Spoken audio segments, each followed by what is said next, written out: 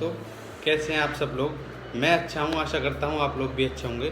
दोस्तों, आज ऑर्डर 21 जो एग्जीक्यूशन के बारे में है सीपीसी में, उसको कवर करने की कोशिश करेंगे।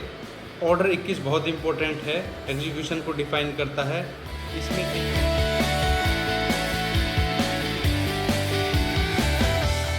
कैटेगरीज हैं, 13 कैटेगरीज में पूरे ऑर्डर को डिफाइन किया हुआ है। एग्जीक्यूशन को समझने से पहले उससे पहले समझते हैं क्या होता है। एक दावा डलता है ए और बी के बीच में, ए के फेवर में दावा डिक्री हो जाता है तो ए को डिक्री होल्डर बोला जाएगा। बी के अगेंस्ट दावा डिक्री हो जाता है तो बी को जजमेंट डेब्टर बोला जाएगा। उसके बाद जो भी ऑर्डर कोर्ट ने प्रोनाउंस किया है, अगर बी उसको फॉलो नहीं करता है तो ए को एग्जीक्यूशन डालनी पड़ेगी। वो एग्जीक्यूशन ऑर्डर 21 में ही डलेगी और उसकी कंप्लाइंस 106 रूल्स में टोटल होगी। अगर पहले से लेकर के ज़रूरत पड़ेगी तो कोर्ट 106 रूल्स तक जा सकता है। मैं कैटेगरीज को थोड़ा थोड़ा बताने की कोशिश करता हूँ कि किस तरीके से कोर्ट में एग्जीक्यूशन में फंक्शन होता है।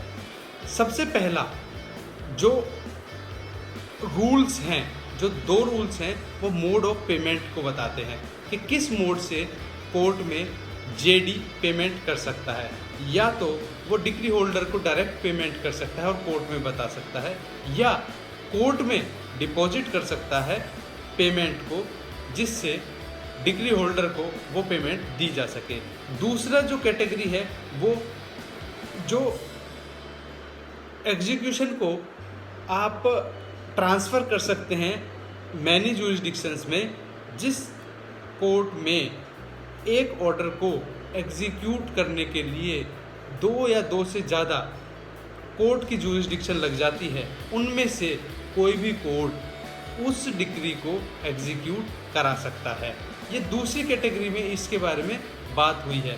तीसरी कैटेगरी में एग्जीक्यूशन को किस तरीके से ड्राफ्टिंग होती है, किस तरीके से एग्जीक्यूशन को पूरा का पूरा तैयार किया जाता है, डिक्री होल्डर को क्या क्या पर्टिकुलर्स एग्जीक्यूशन में लिखने होंगे, किस किस के अगेंस्ट लिखने होंगे, क्या क्या चीज़ें पूरी डिफाइन तीसरी कैटेगरी में बता दी जाती है।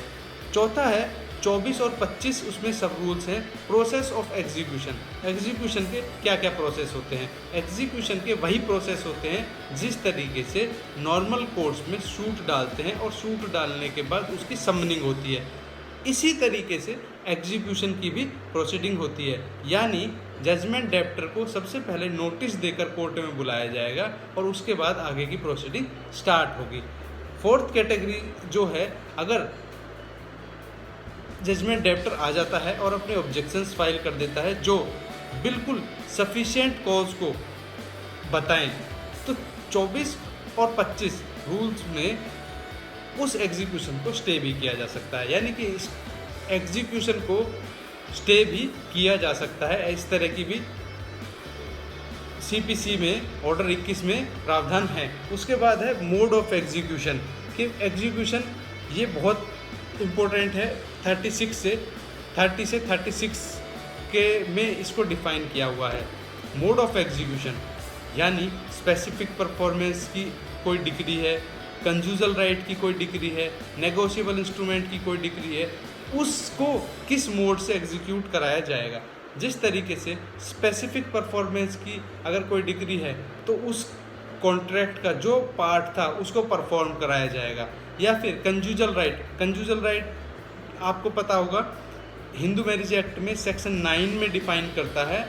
इसमें हस्बैंड और वाइफ के वैवाहिक जीवन को दोबारा से जन्म दिया जाता है। यानी कि अगर कोई हस्बैंड या कोई वाइफ एक दूसरे को छोड़ देती है तो हस्बैंड या वाइफ कोई भी एक दूसरे के ऊपर कंजूजल अपने मैरिज रिलेशन को वापस उसी तरीके से समन्वय स्थापित करने की सूरत में सेक्शन 9 का दावा डाला जा सकता है। ये बहुत इम्पोर्टेंट है कि सेक्शन 9 के दावे को बहुत लोग डाल देते हैं और एग्जीक्यूट कराने के नाम पर उनको पता नहीं होता है कि क्या कर सकते हैं। तो दोस्तों, इसमें 33 रूल में 21 के 33 रूल में बताया हुआ है कि अगर कंजूजल राइट की डिक्री वाइफ के फेवर में हो जाती है तो वो एक एलिमनी भी मांग सकती है, जो पीरियोडिक मनी कहा जाता है। पीरियोडिक मनी को वो क्लेम कर सकती है एज एग्जीक्यूशन, और उस एग्जीक्यूशन में जजमेंट डेप्टर को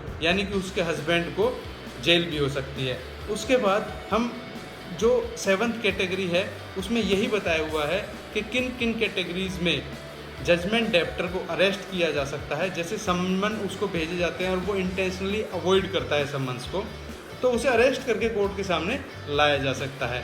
अगर वो उस रीजनेबल कॉज दे देता है तो उसे शो कॉज नोटिस दे करके छोड़ दिया जाएगा कि क्यों उसको सिविल इम्प्रिजनमेंट में भेजा ना जाए उसको, या फिर कोर्ट उसको जेल भी भेज सकता है। उसके बाद 8th जो कैटेगरी है वो अटैचमेंट की है। इसमें 41 to 57 सब रूल्स में बताया हुआ है कि 41 to 57 rules attachment of property के हैं। किसी भी प्रॉपर्टी को एग्जीक्यूट डिक्री होल्डर को सेटिस्फाई करना है कोर्ट को, और उसके लिए जेडी पेमेंट मुहैया नहीं कराता है तो कोर्ट जेडी की मूवेबल और इमूवेबल प्रॉपर्टी को अटैच कर सकता है। तो मूवेबल प्रॉपर्टी और इमूवेबल प्रॉपर्टी को अलग अलग कैटेगरी में डिफाइन किया हुआ है। मूवेबल प्रॉपर्टी जिस भी चीज़ को मूव किया जा सकता है वो मूवेबल प्रॉपर्टी होती है। और ग्रोइंग क्रॉप्स को भी मूवेबल प्रॉपर्टी में डिफाइन किया हुआ है। सैलरीज हो गए, शेयर्स हो गए, स्टॉक्स हो गए, नेगोशिएबल इंस्ट्रूमेंट हो गए, ये सब मूवेबल प्रॉपर्टी में। कोई एग्रीकल्चर के इक्विपमेंट्स हो गए, वो सब मूवेबल प्रॉपर्टी में आ जाते हैं। इमूवेबल प्रॉपर्टी जैसे लैंड हो गई है, लैंड को मूव नहीं किया जा सकता है, वो इमूवेबल प्रॉपर्टी काउंट होगी। 41 to 57 सब रूल्स में है। इसको कोर्ट एग्जीक्यूशन को सेटिस्फाई करने के लिए अटैच भी कर सकता है। उसके बाद है adjudication of claim and objections, यानी जजमेंट डेप्टर या कोई अलग पर्सन जिसको उस एग्जीक्यूशन से कोई भी हानि होती है तो वो कोर्ट में आके एग्जीक्यूशन फाइल कर सकता है या ऑब्जेक्शंस फाइल कर सकता है। जो भी ऑब्जेक्शंस उसे उस प्रॉपर्टी के रिगार्डिंग देने हैं वो ऑब्जेक्शंस कोर्ट के अंदर फाइल कर देगा। ऑब्जेक्शंस को कंसीडर किया जाएगा, कोर्ट उन ऑब्जेक्शंस को कंसीडर करेगा। अगर यदि वो ऑब्जेक्शंस रीजनेबल हैं, सफिशिएंट हैं, तो प्रोसीडिंग स्टे हो जाती हैं। अगर रीजनेबल नहीं है या डिले के पर्पज से हैं तो कोर्ट उन ऑब्जेक्शंस को डिसमिस करके फर्दर प्रोसीडिंग के लिए आगे बढ़ सकता है। उसके बाद सेल जर्नली, यानी कि जो प्रॉपर्टी कोर्ट ने अटैच की थी डीएच को उसके पैसे मुहैया कराने के लिए उसको बेचा जा सकता है। सेल जनरली में यही बताया हुआ है कि जो अटैच जो प्रॉपर्टी है उसे सेल किया जा सकता है। उसके बाद जो 11th कैटेगरी है वो है सेल ऑफ मूवेबल प्रॉपर्टी। सब रूल 74 to 81 इसको कवर करते हैं कि अगर इमूवेबल प्रॉपर्टी को सेल करना पड़े तो इमूवेबल प्रॉपर्टी को भी सेल किया जा सकता है एग्जीक्यूशन को सेटिस्फाई, डिग्री को सेटिस्फाई कराने के लिए। 74 to 81 इसको पूरा डिफाइन कर सकते हैं। उसके बाद 12 कैटेगरी है sale movable property. Movable property को भी डिग्री को सेटिस्फाई कराने के लिए बेच सकते हैं। जेडी की जितनी भी प्रॉपर्टी है उसे सेल किया जा सकता है सिर्फ और सिर्फ डीएच की एग्जीक्यूशन प्रोसीडिंग को आगे बढ़ाने के लिए। दोस्तों 13 जो कैटेगरी है, 13 कैटेगरी में कोई भी रेजिस्टेंस क्रिएट करता है डीएच की प्रॉपर्टी में तो उसे जेल भेजने का प्रोविज़न है। ये पूरी की पूरी प्रोसीडिंग उस पे लागू होगी जो डीएच की प्रोसीडिंग्स को रोकता है, उसको पोजीशन नहीं देने देता है, उस कैटेगरी में उसे जेल में भेजा जा सकता है। यानी कि एग्जीक्यूशन के टोटल 106 सब रूल्स हैं। उन सब रूल्स में यही बातें बताई हुई हैं।